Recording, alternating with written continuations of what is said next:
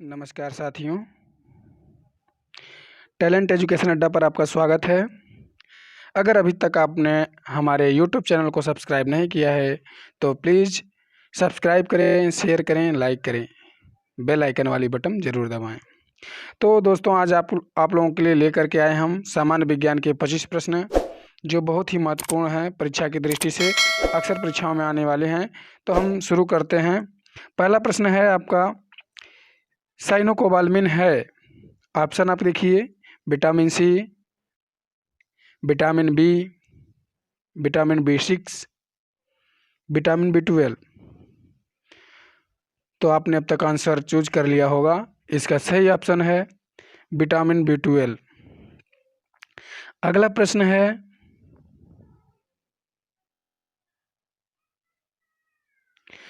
Tetra ethylate petrol में मिलाया जाता है, इसे जमने से बचाने के लिए, स्फुलिंग बिंदु बढ़ाने के लिए, अपस्फोटन दर को बढ़ाने के लिए, क्वथनांक बढ़ाने के लिए। तो इसमें सही ऑप्शन है अपस्फोटन दर को बढ़ाने के लिए। अगला प्रश्न आपके सामने है, हरे फलों को कृत्रिम ढंग से पकाने हेतु प्रयुक्त गैस है acetylene, ethane, hydrogen, carbon dioxide. तो हरे फलों को कृत्रिम ढंग से पकाने के लिए एथिलीन का प्रयोग किया जाता है, जिसे हम एसिटिलीन भी कहते हैं। यह वृद्धि रोधक पादप हार्मोन है। अगला प्रश्न है आपके सामने, दूध उदाहरण है। ऑप्शन है एक सिलिसी का, एक पायस का, एक निलंबन का, या एक फेन का। तो इसमें सही ऑप्शन है पायस का। दूध पायस का उदाहरण है। वे पदार्थ जो विलीन के संपर्क में आने पर तुरंत कोलाइडी विलीन बनते हैं, द्रव स्नेही कोलाइडी पायस कहलाते हैं। यह विलीन अस्थायी होता है और विद्युत अपघट्य का विलीन मिलाने पर सुगमता से अवक्षेपित नहीं होता है। अगला प्रश्न है, कौन अंतरिक्ष में नहीं पाया जाता? कौन अंतरिक्ष में नहीं पाया जाता? तो ऑप्शन है pulsar, beetle star, black hole, quasar. तो इसमें सही ऑप्शन है ब्रिटल स्टार, जो कि अंतरिक्ष में नहीं पाया जाता है। अगला प्रश्न है आपके सामने, अग्नाशय को पाचक रस के उत्पादन के लिए उत्तेजित करने वाला हार्मोन निम्न में से कौन है? तो पहला ऑप्शन है आपका रेनिन, ट्रिप्सिन, सिकेट्रिन, पेप्सिन। तो इसमें सही ऑप्शन आपका है सिक्रेटिन। अग्नाशय को पाचक रस के उत्पादन के लिए उत्तेजित करने वाला हार्मोन सिक्रेटिन है, जिसके फलस्वरूप अग्नाशय से 5 अग्नाशयी रस एमाइलेज, ट्रिप्सिन, लाइपेज, मल्टोज एवं रेनिन का स्रावित होता है।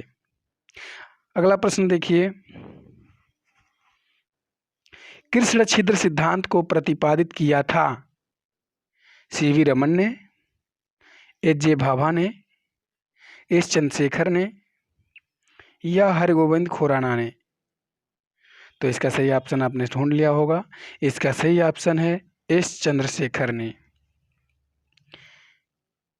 कृष्ण सिद्धांत का प्रतिपादन S चंद्रशेखर ने किया था। किसी भी तारे की आयु उसके वर्तमान हाइड्रोजन मात्रा के घटने के साथ साथ बढ़ती है, अंततः तारा लाल दानव मानों में परिवर्तित हो जाता है।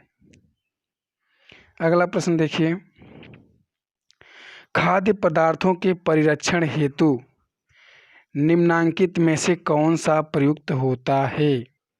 खाद्य पदार्थों के परिरक्षण हेतु निम्नांकित में से कौन सा प्रयुक्त होता है? तो सोडियम बाइकार्बोनेट, एसिटिलीन, बेंजोइक अम्ल, या सोडियम क्लोराइड। तो इसका सही ऑप्शन है बेंजोइक अम्ल। तो हम खाद्य पदार्थों के परिरक्षण हेतु बेंजोइक एसिड का प्रयोग करते हैं। अगला प्रश्न आपके सामने है, द्रव क्रिस्टल प्रयुक्त होते हैं कलाई घड़ियों में, प्रदर्शन युक्तियों में, पॉकेट कैलकुलेटरों में, उपयुक्त सभी में। तो इसका सही ऑप्शन है उपयुक्त सभी में हम द्रव क्रिस्टल का प्रयोग करते हैं। अगला प्रश्न आपके सामने है, सूर्य की ऊर्जा उत्पन्न होती है आयनन द्वारा, नाभिकीय संलयन द्वारा, नाभिकीय विखंडन द्वारा या ऑक्सीकरण द्वारा। तो इसका सही ऑप्शन आपके सामने है नाभिकीय संलयन द्वारा।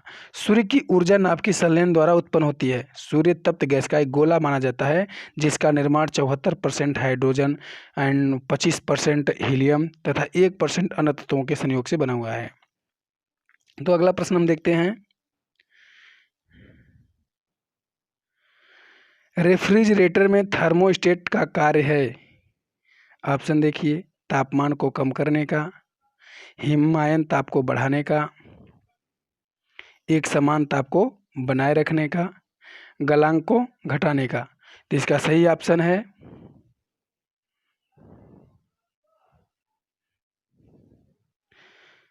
एक समान ताप को बनाए रखने का। अगला प्रश्न है, मानव शरीर में सबसे छोटी ग्रंथि कौन है? तो मानव शरीर में सबसे छोटी ग्रंथि ऑप्शन देखिए, adrenal, thyroid, pancreas, प्यूटरेटी।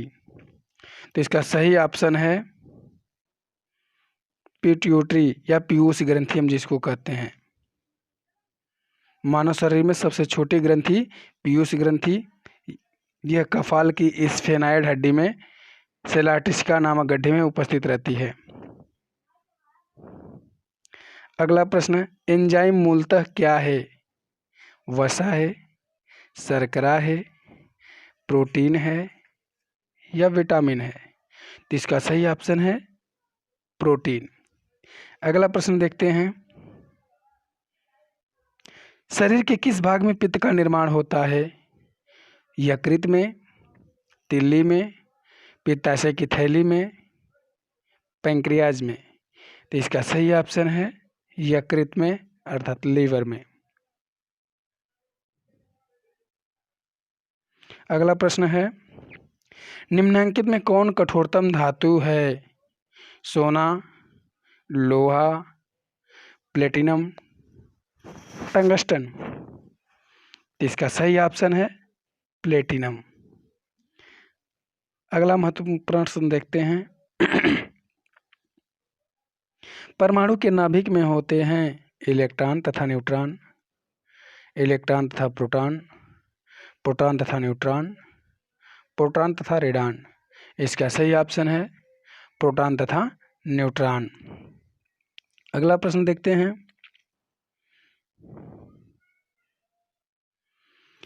Question number 17 है, धातुओं के टुकड़ों को टाका लगाने वाला मिश्रण होता है टीन और जस्ता का, टीन और सीसा का, जस्ता और सीसा का, जस्ता और तांबा का। तो इसमें जो हम सोल्डर जिसको कहते हैं, जो इलेक्ट्रॉनिक चीज़ों को टाँका लगाते हैं, तो ये उसमें बना होता है टीन और सीसा का। अगला प्रश्न है, हवाई जहाज के ब्लैक बॉक्स का क्या रंग होता है? काला, लाल, बैगनी, नारंगी। तो हवाई जहाज के ब्लैक बॉक्स का रंग होता है नारंगी।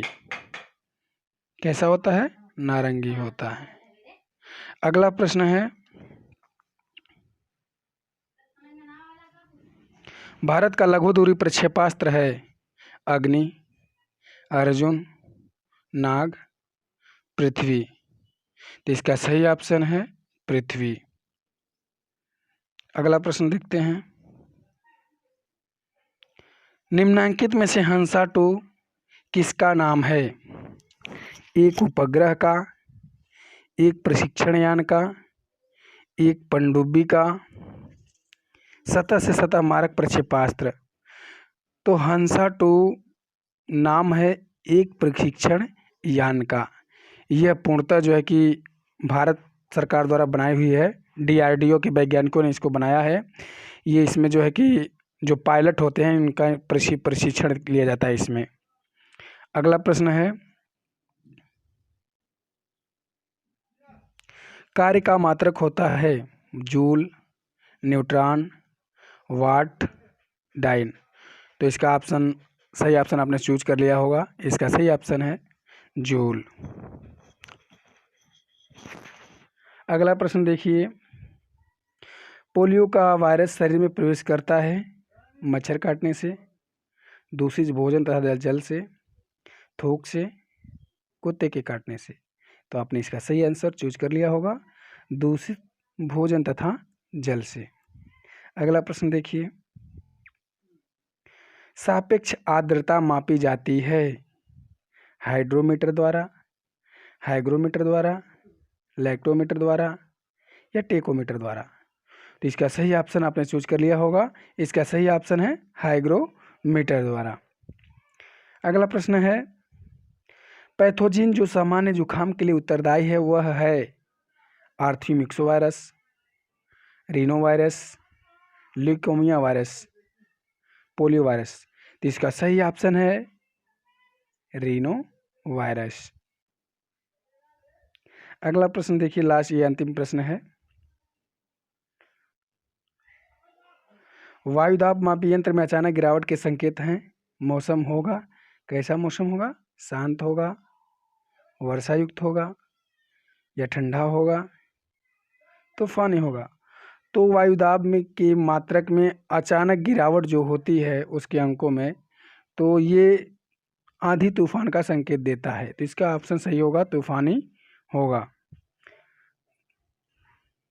धन्यवाद मित्रों। प्लीज़ हमारे YouTube चैनल को लाइक करें, शेयर करें, सब्सक्राइब करें। धन्यवाद।